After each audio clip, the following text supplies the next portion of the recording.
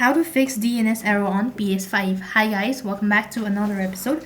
In today's video, I'm going to show you how you can fix your DNS error on PS5. So then the PS5 DNS error is a common issue among PS5 owners and one that can generally be resolved quickly. So the simple solution includes restarting the system, checking other internet connection devices, and checking the PlayStation network. Users can also try toggling between a Wi-Fi and Ethernet connection. Apart from it, a technical fix would be to switch the primary and secondary DNS on the console to the Google service at.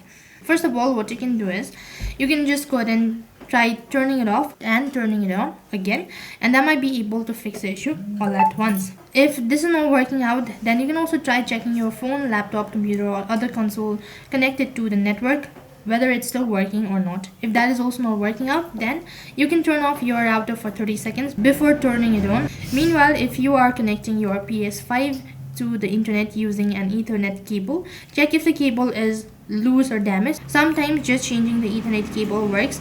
Now make sure that the PlayStation network service is active. You can do this by going to the server and checking it out. If you are still unable to fix it, then what you can do is you can also try changing the DNS to Google service. If nothing seems to be working out, then contacting a support team would be a good idea.